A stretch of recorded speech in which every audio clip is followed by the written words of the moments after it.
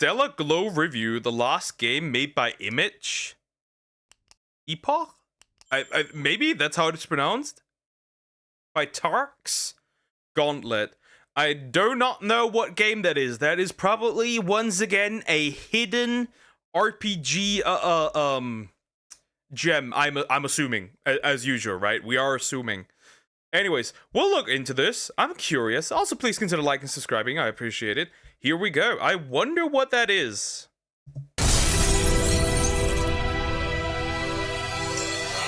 Ooh, that's on the 3DS. That means that's a game I could play. Tarks Gauntlet.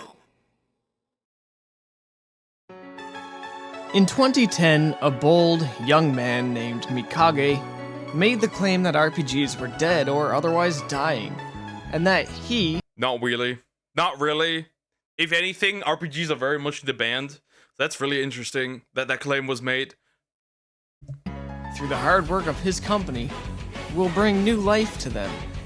The last game this man made was called Stella Glow, and that game came out in 2015. Developed by Imagine. We have big booby anime women! I'm invested! Epoch, and published by And we even got flat ones! I'm invested even more! Atlas in North America. That's a weird ad, bro. Stella Glow is a turn-based tactical RPG, very much in line with games like Fire Emblem, Final Fantasy Tactics, or Shining Force. Some people call this an SRPG for simulation role-playing game. I prefer just the blanket term tactical RPG. The game starts off with our main character, Alto, and his obvious love interest Lizette and her family in a small... Peak. We start with a romance. Flat woman representation. That is very peak. I see the vision. I see the vision. Farming village detached from the main areas of the game. It doesn't take very long before we hit the RPG cliches. And this game is absolutely loaded with them. While I won't point out a whole lot, just bear in mind that there's going to be a whole lot more in the game than what I mentioned in the video. Cliche number 1. There's gonna be a lot of fan service, won't there? There's gonna be a... Like, right? I mean, we already have a cliche. Boy meets mysterious girl. I mean, that is very much a cliche, right? Boy meets mysterious girl. We have that quite often. Alto, our main character, has amnesia. That also, the game have romance ending for every teammate. Absolute fucking cinema. That is peak. Alto was found by Lizette years before the game started. He had no memories and didn't even know his name, so he was given a name and taken in by Lizette and her family. On the topic of his name, we hit cliche number 2. As with all things music-based in RPGs, certain character names must have something to do with music. While this isn't as appalling and cheesy as Eternal Sonata. Oh, Eternal Sonata. But I love that. I love that game. Unfortunately, I don't have it anymore, but I loved it. That was fun. I really liked Eternal Sonata. Was with its naming. I really liked it. I really did. I like Eternal Sonata and the music, right? But that just makes sense, right? The composer is just a absolute cook in that. But I liked Eternal Sonata. I would love to play that again. Unfortunately, I do not know where my PS3 edition is. Scheme. Alto is still named after music. An alto is somebody who sings in the highest vocal range, second only to a soprano. One day, while wandering through the woods just outside of his village, our titular hero Alto hears singing. In this world, singing is something that can only be done by witches, and witches are a very, very rare breed of person, and the only type of person who can use magic. The Moe witch Hilda gives Alto a warning to escape as dangerous. And basically, bikini armor, never heard of it before, seems interesting. Again, Ooh, we got chibi style. Okay. is about to befall his town, leading us to cliché number 3. While Alto manages to escape with Lisette, our hero's hometown is destroyed. A necessary plot device that seems to force our heroes on a world-saving journey, but a plot We got anime cutscenes. Oh, my beloved. Where are you? I need more of you. device that is used just entirely too often. Hilda's song encased all the people of the village in crystal. It isn't revealed until far later in the game that this is to save their lives, leading us right into cliché number 4. Yep. She's just a half-naked woman. I'm into that shit.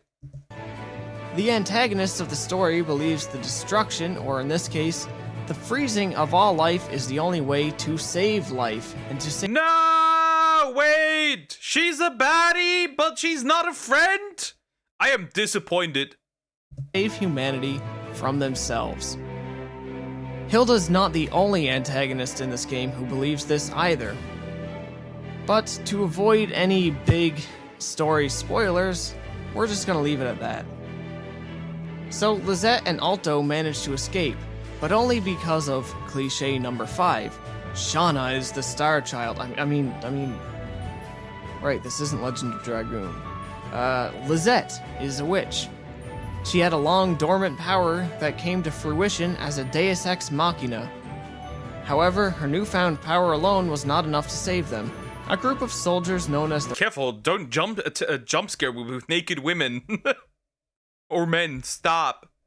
Very interesting clothing choices there. Well, if you could call those clothes. Well, at least it's not some other games. Regnant Knights come to their aid just in the nick of time.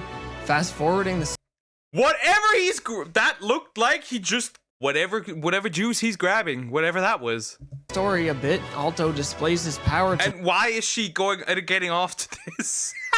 He grabs some weird liquid and she's like, nut. these knights and gets a fast ticket into joining them.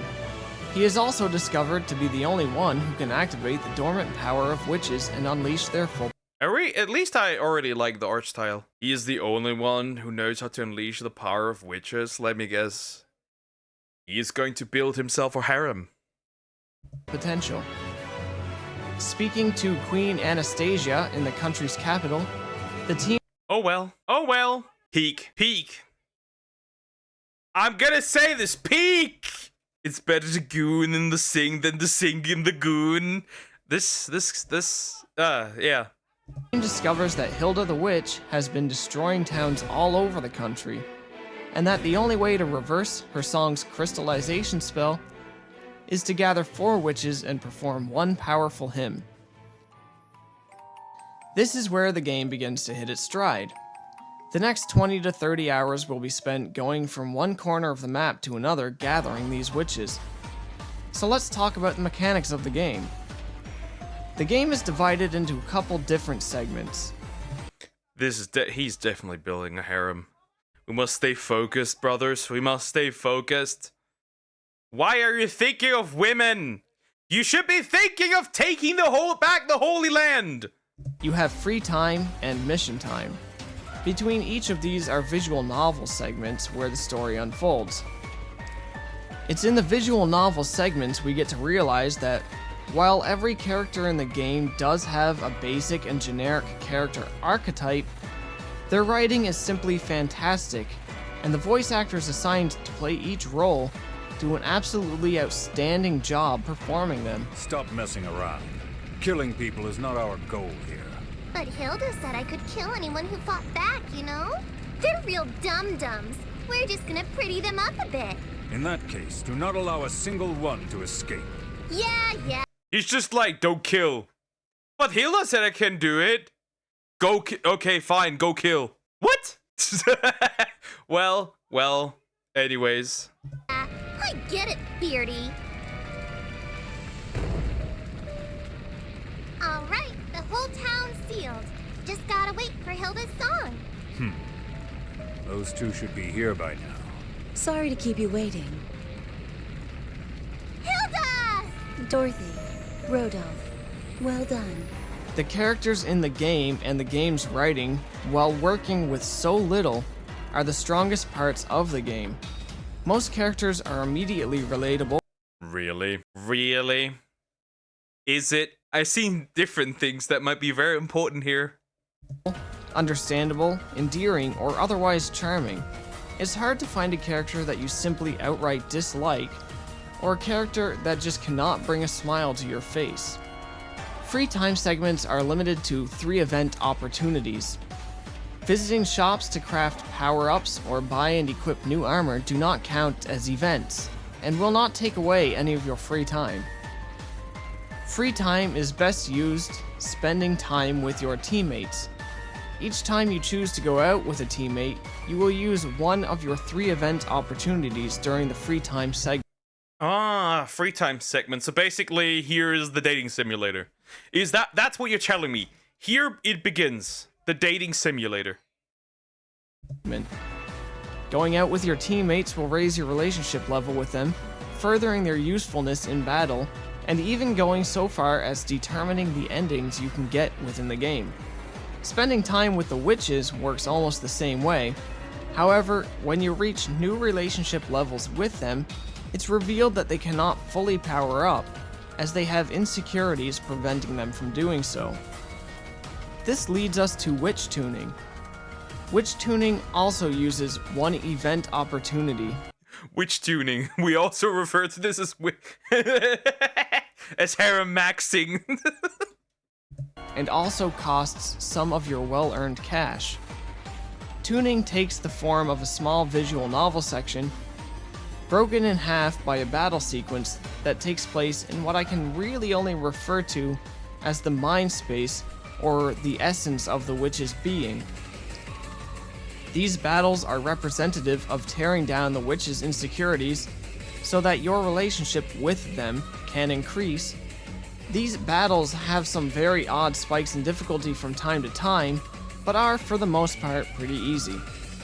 One other thing you can do in free time. So it's basically just like battles for essentially class changes, like not class changes, but like level cap increase, whatever you want to call it. I'm assuming that that's the case. Time is explore. What this does is show you a single visual novel event, which typically only has 3 to 5 lines of dialogue in it.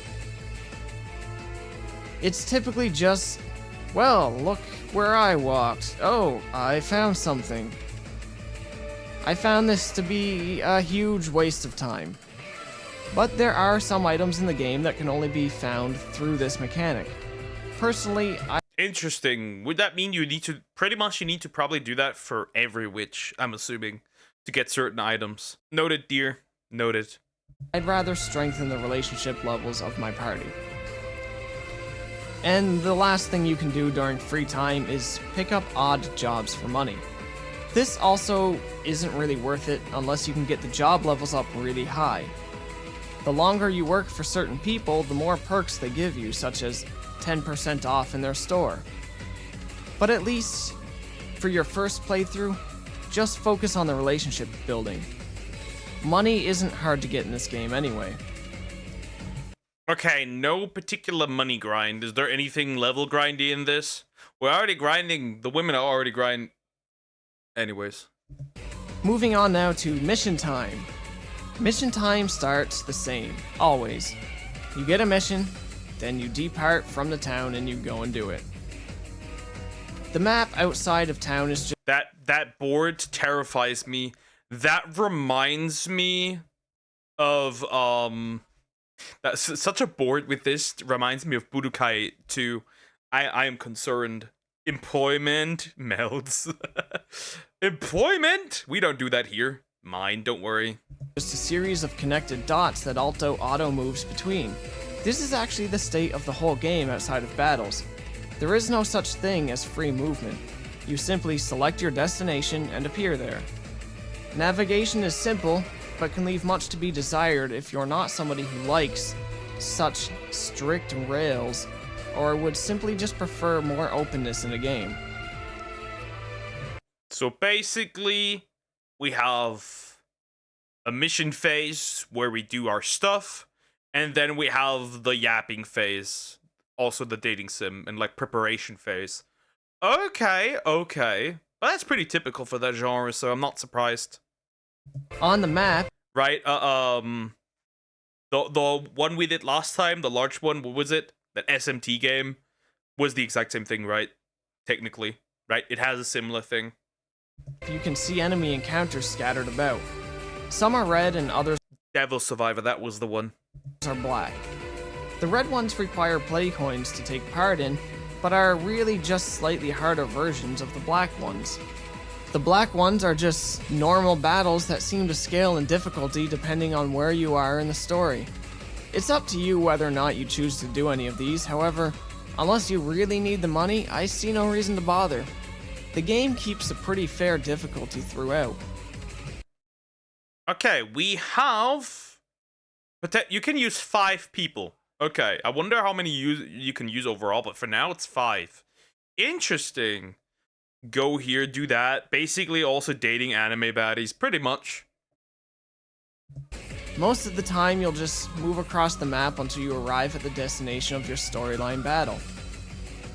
Battles work pretty typical to most tactical RPGs. Character speeds determine turn order, you move on a grid, and you move shorter distances if you are on a terrain type your character does not agree with. You get the idea, eventually, I just be a violent misandrist and only use girls. You know how this goes. The terrain also has different levels of altitude, which can cause issues.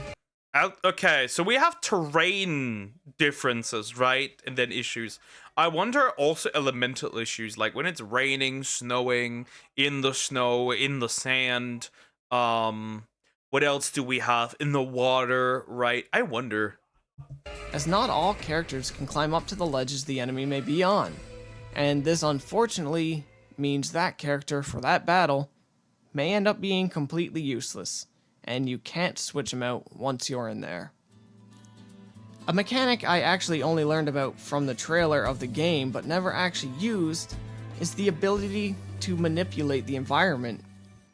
Is there a patch of water that might slow you down to walk on? Well, cast the right spell and freeze it.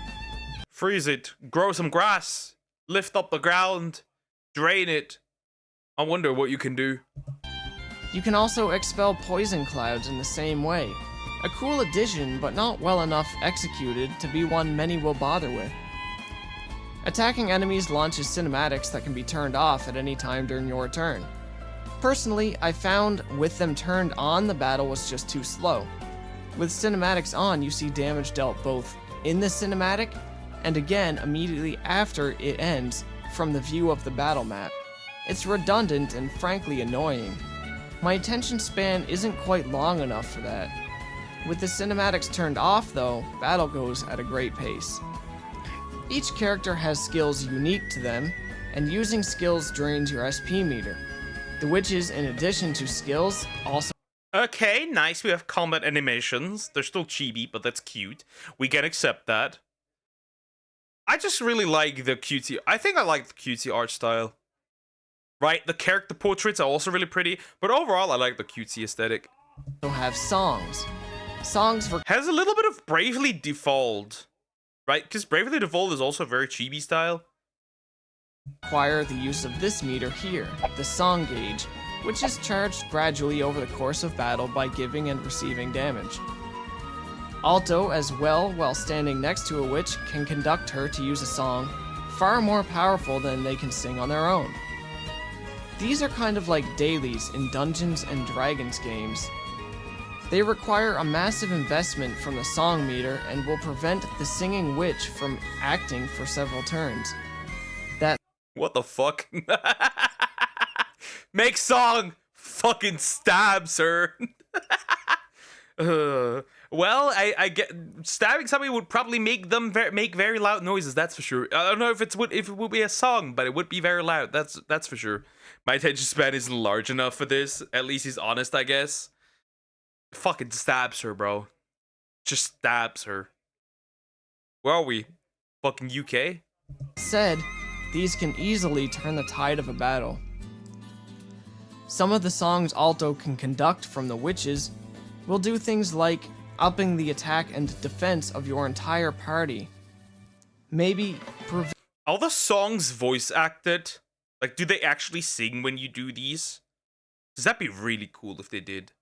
Like, not a whole ass song, right? Not like I want a 3-minute song, but you're like, you get the idea. prevent the entire enemy party from attacking or even moving at all. Another song will regenerate your entire party's health pool and SP meter every time the witch's turn comes around until the song ends. Some of these border on feeling overpowered, but as using them comes at such a high cost, and the battles toward the end game require some extra due diligence, I really can't bring myself to complain about it. On the bottom screen of the 3DS,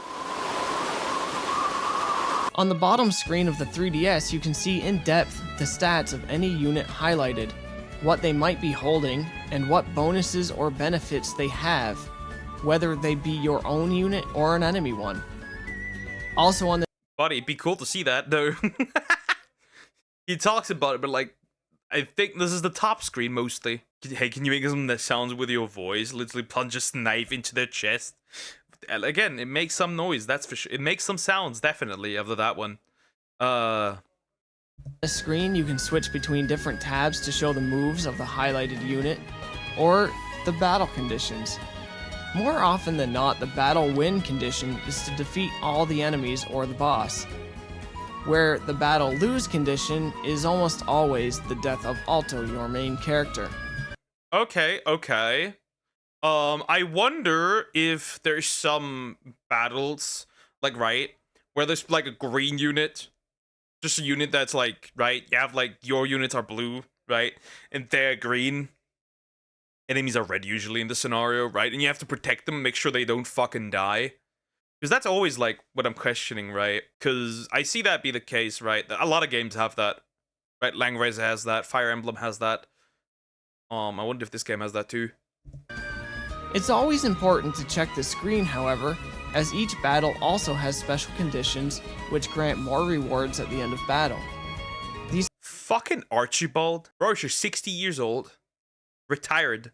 special conditions are usually mundane things such as get the first strike or X character kills X amount of enemies.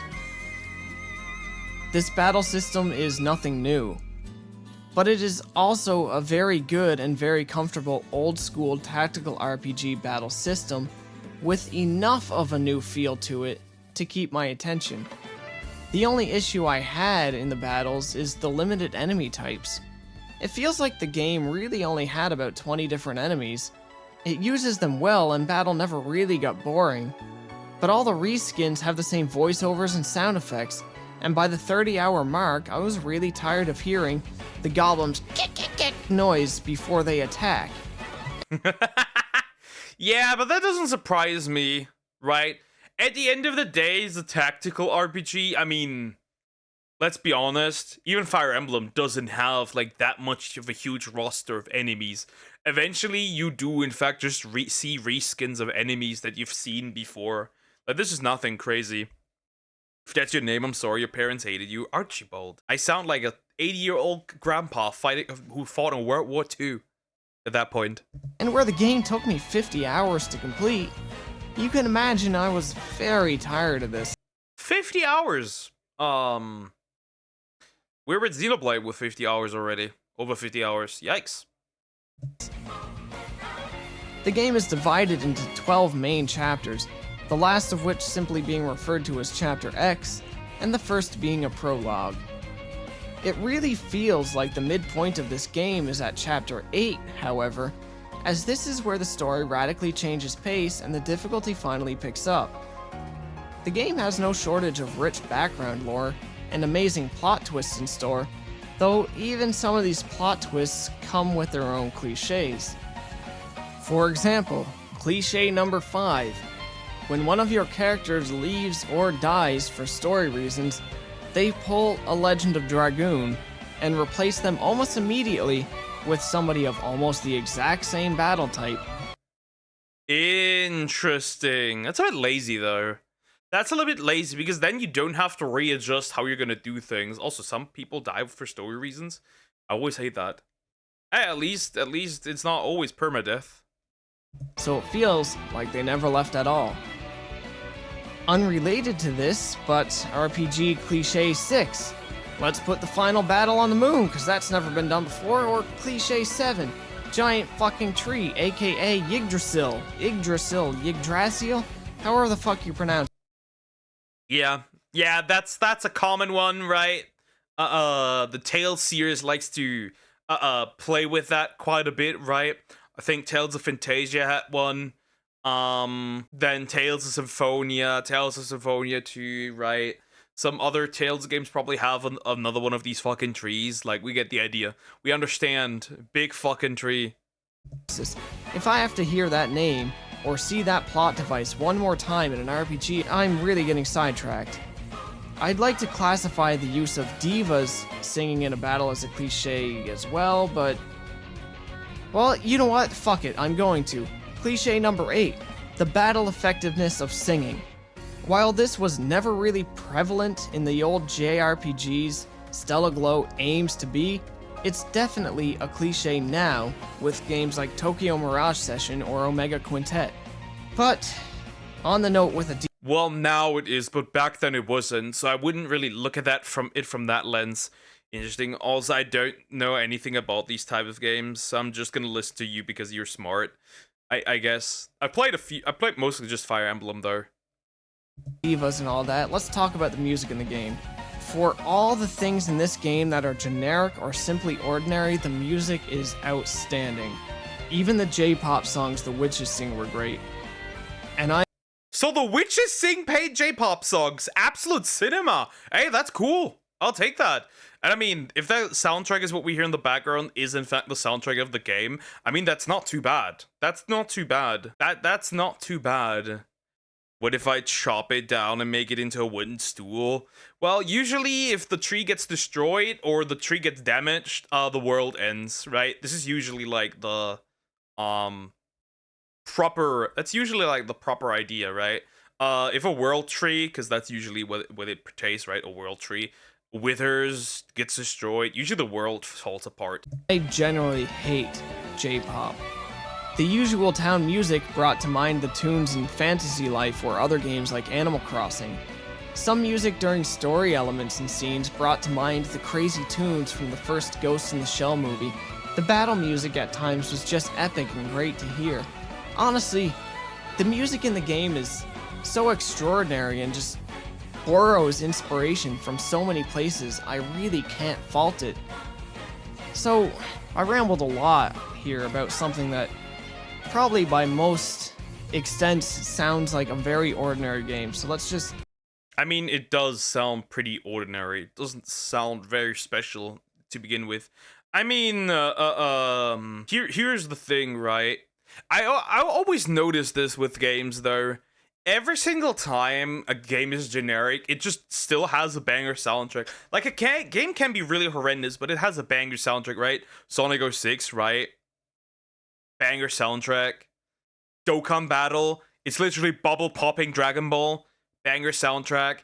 It just is interesting. A lot of these games still have banger soundtrack, no matter how mid they may seem. Let's round this up really quick.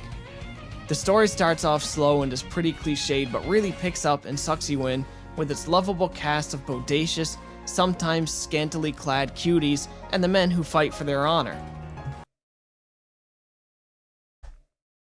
Ain't gonna say much. I'm not surprised. I am not surprised. I'm here. I'm here. I'm here for the baddies. I don't care. I'm here.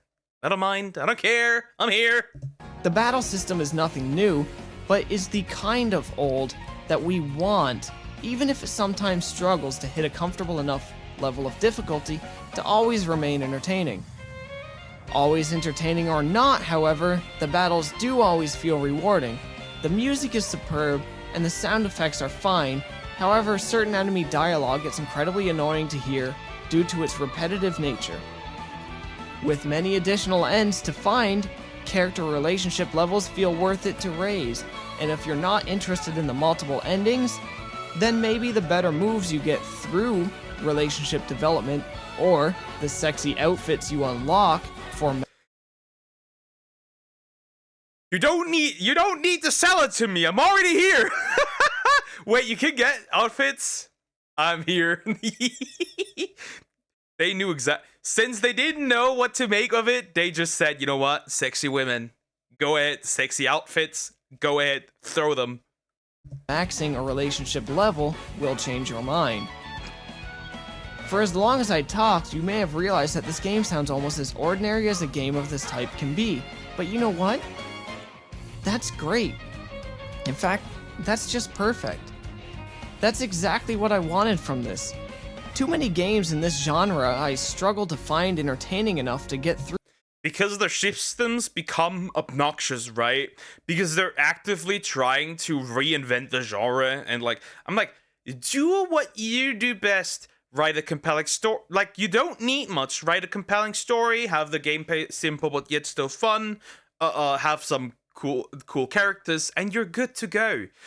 All that annoying stuff that you just have to throw in, like some convoluted mechanics that aren't even executed well, that cause more pain than they actually add anything. I don't mind if a game is simple. I'll be real. Just keep it simple. Focus on other aspects that you may be able to do better. Be when the salesman is trying to sell me something I've already invested into, pretty much. These days. Too much innovation for the sake of it obfuscates what should simply be a fun, yet sometimes intellectually challenging game of Japanese chess. At least, I assume this is what Japanese chess is like. They do tend to make things more complicated than they need to be. So this game may not have saved JRPGs, as it couldn't even save itself with its measly point. That's shots fired. It couldn't save RPGs. It couldn't even save itself. It's 22 million sales worldwide. But JRPGs didn't need saving. Anyway, that's all for me and my thoughts on Stella Glow. Thanks for watching. All right. That is a cute game. I might be able to check that out. Guys, that might put that on the list simply for the girls. Not gonna lie. Simply for the women in that game. I don't care. I don't care what anybody says. Simply for the women. Anyways, like, comment, and subscribe.